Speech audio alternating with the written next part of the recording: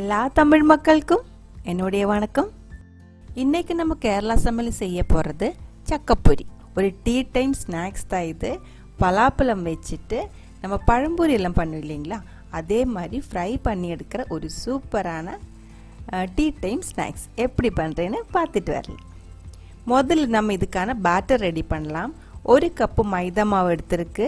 அதே மாதிரி ஒரு டேபிள் ஸ்பூன் அரிசி மாவு, ரைஸ் ஃப்ளோர், நம்ம இடியப்பத்தோட மாவு இருக்கு இல்லைங்களா அது, அப்புறம் ஒரு 2 பிஞ்சு உப்பு, ஒரு டேபிள் ஸ்பூன் சர்க்கரை வேண்டாம்னா நீங்கள் ஆட் பண்ண வேண்டாம், அது விட்டுருங்க.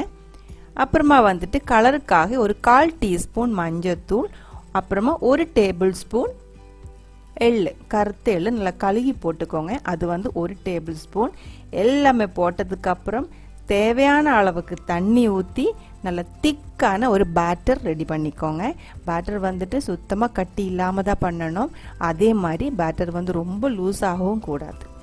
இதே மாதிரி கொஞ்சம் திக்காக நல்லா மிக்ஸ் பண்ணி பேட்டர் வந்து ரெடி பண்ணி எடுத்து வச்சுக்கோங்க. பாருங்கள், இதே மாதிரி தான் இருக்கணும், இதோட லூஸ் ஆகக்கூடாது. அதுக்கப்புறம் வந்து 1 மணி நேரம் இது வந்து மாற்றி வச்சுக்கலாம். இப்போ பாருங்க, பலாப்பழம் எடுத்துருக்கு. ரொம்ப பெருசாக இல்லை, ஒரு மீடியம் சைஸில் தான் எனக்கு கிடச்சிருக்கு.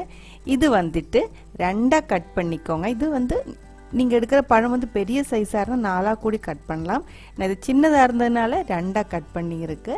2ஆக கட் பண்ணிவிட்டு இப்போ ஒரு கத்தி வச்சு மேலே கொஞ்சம் இதே மாதிரி கட் பண்ணால் கரெக்டாக 2 பீஸாக கிடைக்கும்.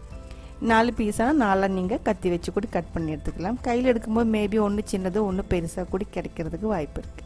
பாருங்கள், எல்லாமே 2ஆக கட் பண்ணி எடுத்து வச்சுருக்கு. இப்போ இது எப்படி ஃப்ரை பண்ணுறேன்னு சொல்கிறேன்.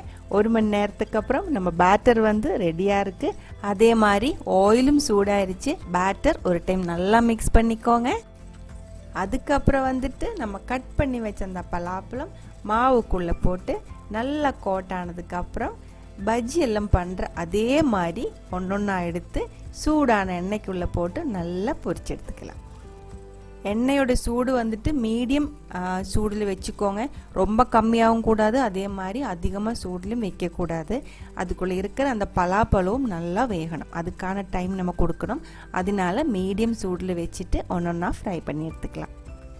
கொஞ்ச நேரத்துக்கு அப்புறம் இந்த பலாப்பழம் வேக ஆரம்பிக்கும் போதே நமக்கு நல்ல ஒரு ஸ்மெல் வரும்.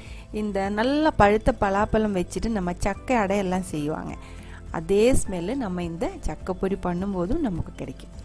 இந்த பலாப்பழத்தோட சீசன் வந்து இப்போ முடிய போகுது. மழை ஆரம்பிக்க போகுது. மழை ஆரம்பிச்சிருச்சுன்னா இதோட டேஸ்ட் வந்து கம்மியாகும். அதே மாதிரி கொஞ்சம் தண்ணி மாதிரி இருக்கும், இனிப்பும் கம்மியாகும். அதனால அதுக்கு முன்னாடி கிடைச்சிருச்சுன்னா கண்டிப்பாக இந்த பஜ்ஜி ஒரு டைம் ட்ரை பண்ணி பாருங்கள். இப்போ பாருங்கள், நம்ம பஜ்ஜி வந்துட்டு ஆல்மோஸ்ட் ஃப்ரை ஆயிடுச்சு. இது ஓரமாக வந்துட்டு கொஞ்சம் ப்ரௌன் கலராக கொஞ்சம் கிறிஸ்பியாக வர ஆரம்பிக்கும் போதே எடுத்துக்கலாம். இப்போ வந்துட்டு எல்லா பஜ்ஜி நம்ம பண்ணி எடுத்து வச்சிருக்கு. ரொம்ப டிஃப்ரெண்டான, ரொம்ப டேஸ்டியான, ஈஸியாக பண்ணி எடுக்க முடிஞ்ச இந்த ஒரு சக்கப்பொரி உங்களுக்கு பிடிச்சிருந்தா கண்டிப்பாக ட்ரை பண்ணி பாருங்கள். அதுக்கப்புறம் சூடான டீ கூட சாப்பிட்டு பாருங்கள். அதுக்கப்புறம் உங்கள் கமெண்ட்ஸ் எல்லாம் சொல்லிடுங்க.